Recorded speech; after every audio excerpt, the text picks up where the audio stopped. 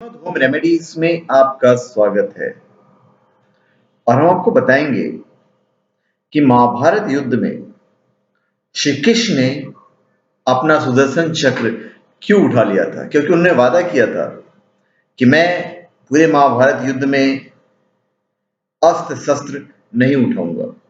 फिर भी उन्होंने भीष्म पितामह पर सुदर्शन चक्र उठा लिया था। क्यों? हम सब जानते हैं कि महाभारत युद्ध में श्री कृष्ण अर्जुन के सारथी बने थे, लेकिन युद्ध में एक समय ऐसा भी आया था जब श्री कृष्ण अपना सुदर्शन चक्र लेकर भीष्म सहित समस्त कौरवों का नाश करने के लिए रणभूमि में कूद पड़े थे। आइए हम आपको बताते हैं कि कृष्ण, जो युद्ध में केवल अर्जुन के सारथी की भूमिका निभाने वाले थे, उन्हें आखिर युद्ध क्षेत्र में क्यों कूदना पड़ा और इसका परिणाम क्या निकला। यह घटना महाभारत युद्ध के तीसरे दिन की है। जब रात बीती और सवेरा हुआ तो भीष्म ने अपनी सेना को रणभूमि में चलने की आज्ञा दी। वहां जाकर उन्होंने सेना के गरुड़ व्यूह रचा और उस व्यूह के अग्रभाग में चोंच के स्थान पर वे खुद ही खड़े हुए। दोनों नेत्रों की जगह द्रोणाचार्य और कृतवर्मा थे। शिरोभाग में अश्वत्थामा और कृपाचार्य खड़े हुए। उनके साथ त्रैगर्त, कैकेय और वाटधान भी थे। मद्रक, सिंधुवीर और पंचन देशीय वीरों के साथ भूरिश्रवा, सल, शैल, भगदत्त व जयद्रथ ये कंठ की जगह खड़े किए गए थे। दुर्योधन पृष्ठभाग पर खड़ा हुआ। कंबोज, शक और सूरसेन देशीय योद्धाओं को साथ लेकर विंद और अनुविंद उस व्यूह के पुच्छ भाग में स्थित हुए। अर्जुन ने कौरव सेना के व्यूह रचना देखी तो धृष्टद्युम्न को साथ लेकर उन्होंने अपनी सेना का अर्धचंद्राकार व्यूह बनाया। उसके दक्षिण शिखर पर भीमसेन सुशोभित, उनके साथ अनेकों अस्त्र शस्त्रों से संपन्न भिन्न भिन्न देशों के राजा थे।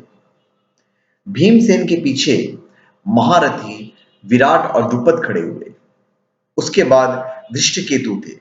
दृष्टिकेतु के साथ चेदी, काशी और करूस एवं प्रभद्र के देशीय योद्धाओं के साथ सेना के साथ धर्मराज युधिष्ठिर भी वहां पे थे। उनके साथ सात्विकी और द्रौपदी के पांचों पुत्र थे। फिर अभिमन्यु और इरावान थे। इसके बाद युद्ध आरंभ हुआ। रथ से रथ और हाथी से हाथी भिड़ गए। कौरवों ने एकाग्रचित्त होकर ऐसा युद्ध किया कि पांडव सेना के पैर उखड़ गए। पांडव सेना में भगदड़ मच गई। पांडव सेना का ऐसा हाल देखकर श्री कृष्ण ने अर्जुन से कहा कि तुम अगर इस तरह मुंहवश धीरे धीरे युद्ध करोगे तो अपने प्राणों से हाथ धो बैठोगे।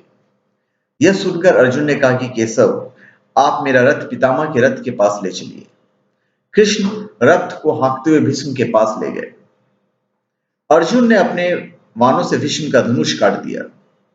भीष्म फिर नया धनुष लेकर युद्ध करने लगे।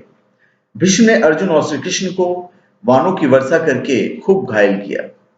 भगवान श्री कृष्ण ने जब देखा कि पांडव सेना के सब प्रधान राजा भाग खड़े हुए हैं और अर्जुन भी युद्ध में ठंडे पड़ रहे हैं, तो तब श्री कृष्ण ने कहा कि हम स्वयं अपना चक्र उठाकर भीष्म और द्रोण के प्राण ले लूंगा और धृतराष्ट्र के सभी पुत्रों को मारकर पांडवों को प्रसन्न करूंगा।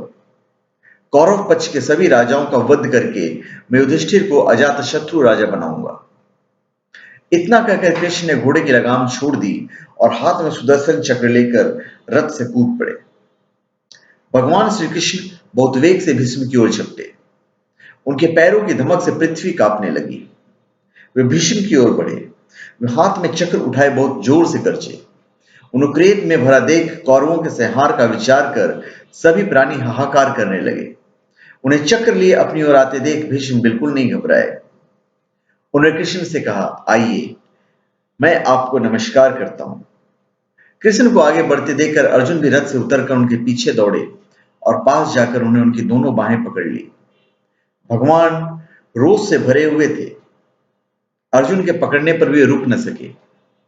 अर्जुन ने जैसे तैसे उन्हें रोका और कहा, केशव, आप अपना क्रोध शांत कीजिए। आप ही पांडवों के सहारे हैं।